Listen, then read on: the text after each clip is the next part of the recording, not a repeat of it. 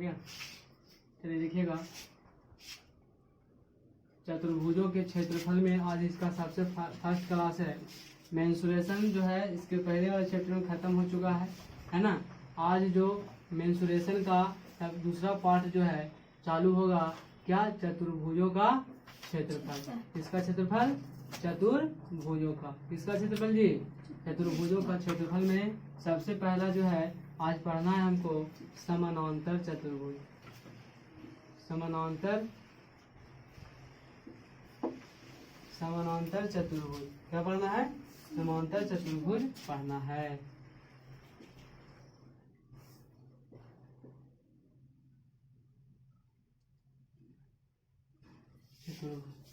समानांतर चतुर्भुज में देखिएगा, समानांतर चतुर्भुज कहते हैं कि इसको पहले जानेंगे कि चतुर्भुज किसे कहते हैं।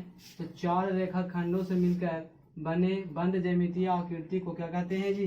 चतुर्भुज कहते हैं। और सुनिएगा कि चतुर्भुज में सबसे पहला जो चर्चा होगा आज होगा समानांतर चतुर्भुज का।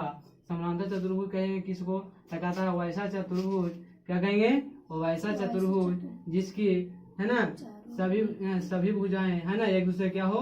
समानांतर हो। एक दूसरे क्या हो? समानांतर हो। जैसे कि ये समानांतर ये होगा और ये समानांतर ये होगा। समानांतर का मतलब आगे चल के है ना हमेशा जितना दूरी से है ना जितना दूरी बनाए यहाँ पर है उतना ही दूरी क्या होना चाहिए? यहाँ पर होना चाहिए। जैसे कि मान लेते हैं यहाँ के फासला 5 मीटर है तो यहाँ का भी फासला कितना चाहिए? 5 मीटर। तब एक दूसरे के क्या है? समानांतर है। अन्यथा अगर आगे जाके यहाँ चला 5 से यहाँ था 5 मीटर, आगे चल गया बढ़ गया हो गया कितना मीटर? 2 मीटर। कितना मीटर? 2 मीटर। ये समानांतर नहीं होगा। एक बिंदु पर जाके मिल जाएगा जिससे यह क्या हो जाएगी? प्रतिच्छेदी हो जाएगी। तो याद रखिएगा कि समानांतर चतुर्भुज किसको कहते हैं? तो वैसा चतुर्भुज जिसकी सम्मुख भुजाएं यानी सामने वाली भुजाएं क्या हो? समानांतर हो, आपस में क्या हो? समानांतर हो। तो उसे हम क्या कहते हैं? समानांतर चतुर्भुज कहते हैं। समानांतर चतुर्भुज सबसे पहले याद रखिएगा, इसमें एक पॉइंट याद रखिएगा कि किसी भी समचतुर्भुज के है ना समचतुर्भुज के कहता है कि आमने सामने की भुजा बराबर होती है। कैसे होती है? आमने सामने की भुजा बराबर होती है। और कहता है कि इसका विकर्ण जो होता है एक दूसरे को समकोण पर क्या करती है? समद्विभाजित करती है। क्या करती है? समद्विभाजित करती है। कौन सी पर? समकोण पर। किस पर जी? समकोण पर समद्विभाजित करती है। ठीक है। और याद रखिएगा कि इसका जो क्षेत्रफल का फॉर्मूला जो होता है यह होता है 1/2 गुना आधार गुना 1/2 नहीं, सीधा इसका होता है आधार गुना ऊंचाई। ठीक है। अगर समानांतर चतुर्भुज का क्षेत्रफल पूछ रहा है तो इसको क्या बोलेंगे? 1/2 नहीं बोलेंगे आधार गुना ऊंचाई। हाँ। और अगर आधार दिया रहे ऊंचाई दिया हो रहा है तब इसका लगाएंगे। ठीक है। अगर कहता है कि अगर आधार ऊंचाई ना रहे, ठीक है, तो क्या करेंगे? विकर्ण दिया हो रहे तो बोलेंगे 1/2 है ना। समानांतर चतुर्भुज का क्षेत्रफल का फॉर्मूला जो होता है अगर विकर्ण दिया हुआ रहे तब क्या करेंगे? तो सबसे पहले याद रखिएगा एक पॉइंट बता रहे हैं आपको कि अगर कोई समानांतर चतुर्भुज का आधार है ना या दो समानांतर चतुर्भुज और किसी त्रिभुज का आधार दोनों का आधार अगर बराबर हो, ठीक है, समानांतर चतुर्भुज का भी आधार बराबर हो और त्रिभुज का भी आधार बराबर हो। समझ रहे हैं ना? सुनिए कि क्या बोल रहे हैं कि समानांतर चतुर्भुज का आधार है ना और त्रिभुज का आधार दोनों एक ही बराबर हो यानी एक ही हो तब कहता है कि समानांतर चतुर्भुज का क्षेत्रफल है ना 2 गुना त्रिभुज का क्षेत्रफल हो जाता है। 2 गुना त्रिभुज का क्षेत्रफल हो जाता है। ध्यान दीजिएगा, यानी कब? जब समानांतर चतुर्भुज का आधार और त्रिभुज का आधार दोनों का आधार क्या हो? एक हो यानी समान हो तब कहता है 2 गुना त्रिभुज का क्षेत्रफल का फॉर्मूला हम लिख सकते हैं। ठीक है। जिसमें से सबसे पहला जो ध्यान दीजिएगा पहले लिखेगा कि समानांतर चतुर्भुज का क्षेत्रफल।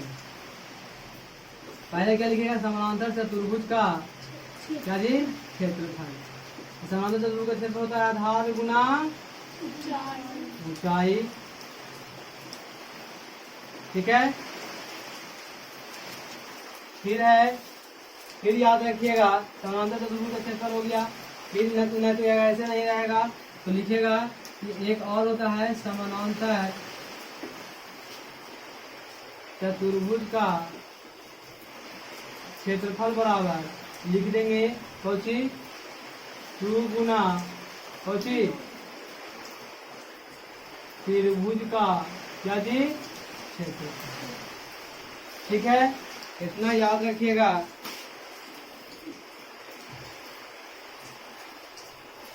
इतना ही याद रखिएगा बस।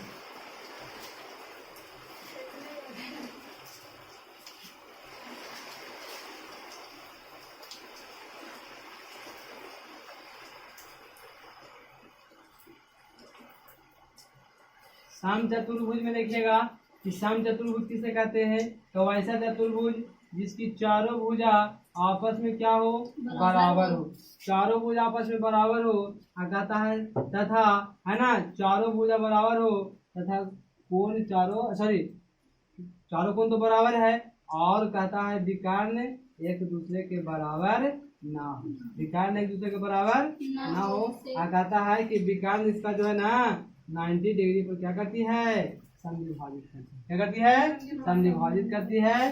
तो कहता है कि सम चतुर्भुज का क्षेत्रफल का फॉर्मूला होता है 1 गुना d1 गुना क्या d2। ठीक है, d का मतलब क्या हुआ, d का मतलब डायमीटर नहीं होता है, हाँ डायमीटर होता है, जिसको क्या कहते हैं, विकर्ण कहते हैं। क्या कहते हैं, विकर्ण कहते हैं। क्या कहते हैं जी, विकर्ण। हाँ जी,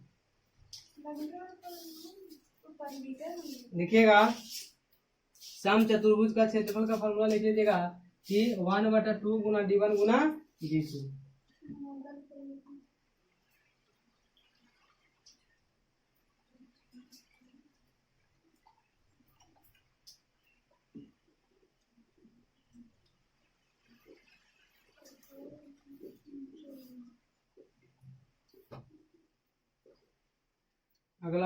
अगला फॉर्मूला लिखिएगा कि सम चतुर्भुज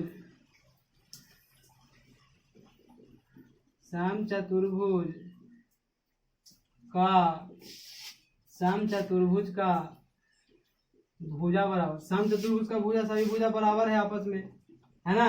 सम चतुर्भुज की भुजा बराबर 1/2 अंडर रूट d1 के स्क्वायर प्लस d2 के स्क्वायर। जहाँ d1 और d2 क्या है जी, विकर्ण है। क्या है, विकर्ण।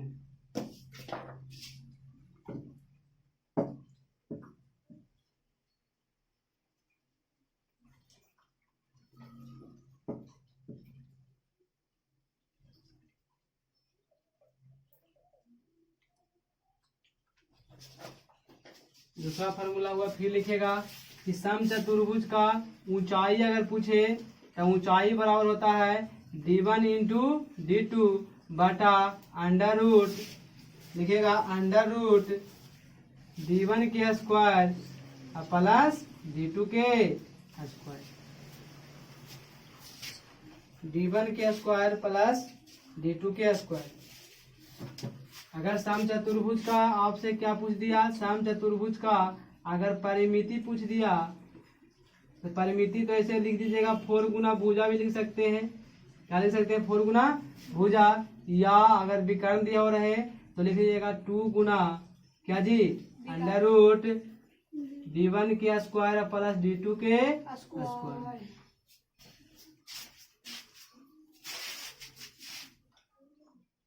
नहीं जमा रहा।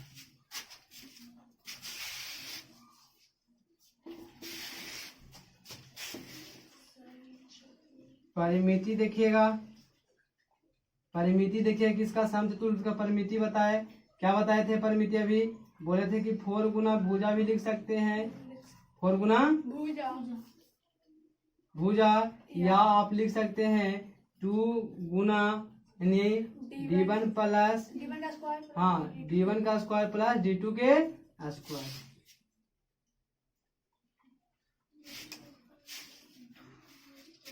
ठीक है। उसके बाद लिखिएगा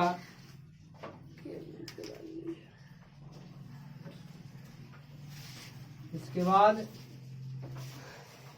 ठीक है, उसके बाद कल चर्चा करेंगे समानांतर चतुर्भुज के क्षेत्रफल पर जितना भी क्वेश्चन रहेगा उसको बनाएंगे। उसके बाद सम चतुर्भुज के आधार पर, है ना, जितना भी क्वेश्चन रहेगा उसको बनाएंगे। ठीक है, तो आज इतना आप याद करके कर रहिएगा, तो कल हम आपको क्वेश्चन बताना शुरू करेंगे। ठीक है, ये सब फार्मूला आपको याद होना चाहिए। ठीक है, तो कल आपको क्वेश्चन क्या हो जाएगी, सोल्व हो जाएगी। ठीक है, ठीक है, तो आज भर इतना ही। Thank you. बंद कीजिए।